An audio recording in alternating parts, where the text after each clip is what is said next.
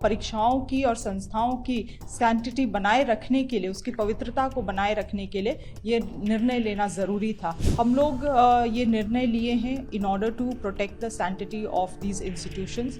Court किसी तरह का आगे का आदेश या निर्देश या मार्गदर्शन कोर्ट से प्राप्त होता है तो माननीय न्यायालय का जो भी आदेश रहेगा वो हमारी सरकार के लिए सर्वोपरि रहेगा। जो ऑलरेडी सिलेक्टेड या सर्विंग कैंडिडेट्स हैं, जो लोग नौकरियां कर रहे हैं, उन पर काफ़ी नेगेटिवली इम्पैक्ट करेगा, उसको कैसे एड्रेस किया जाएगा? देखिए, निश्चित जब ये नियुक्तियां की गई, जेसीसी सीजीएल की नियुक्तियां हुई, उस समय कोर्ट के जो आदेश आए थे सरकार ने उसके अनुसार कदम उठाया था, मगर उस समय कई सारी चीज़ें कोर्ट के भी संज्ञान में नहीं था, ना ही सरकार और एसआईटी के संज्ञान में था। अभय तिवारी इस पूरे जो प्रक्रिया प्राक्कलन चला उसका एक बहुत ही अहम बिंदु बना और उससे जुड़े हुए कई सारे जो तार जुड़ते गए और आगे कई सारे जो खुलासे हुए हैं। हमें लगता है ऐसे में परीक्षाओं की और संस्थाओं की सैंक्टिटी बनाए रखने के लिए, उसकी पवित्रता को बनाए रखने के लिए ये निर्णय लेना ज़रूरी था। इससे निश्चित रूप से कई सारे ऐसे अभ्यर्थी हैं जो आज के दिन में नौकरी में हैं, उनका भी जो जीवन है वो प्रभावित होने वाला है।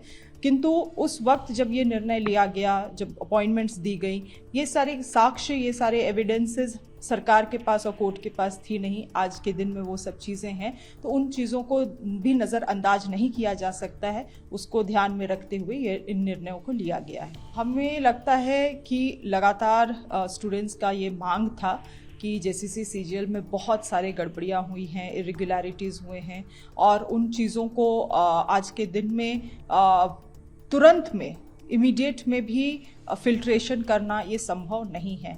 हम लोग ये निर्णय लिए हैं in order to protect the sanctity of these institutions और मुझे विश्वास है कि आने वाले समय में अगर हमें कोर्ट किसी तरह का आगे का आदेश या निर्देश या मार्गदर्शन कोर्ट से प्राप्त होता है तो माननीय न्यायालय का जो भी आदेश रहेगा वो हमारी सरकार के लिए सर्वोपरि रहेगा। बीजेपी और उनके माउथ पीसेस से तो हमको लगता है पूरा देश ही परेशान है। जो उनके नियंत्रण में जो चीज़ें हैं उस पे वो लोग कुछ काम नहीं कर रहे हैं, उसमें ना वो कुछ कहते हैं, उन मुद्दों पे वो साइलेंट रहना पसंद करते हैं। मगर जहाँ पे भी उनको कोई भी जगह मिल जाता है राजनीति करने के लिए तो वहाँ वो उछल पड़ते हैं। अभी एमएमडीआर का विषय हुआ, उसमें इनका कोई भी बयान नहीं है, जबकि लोगों को केवल दिग्भ्रमित करने का काम कर रहे हैं।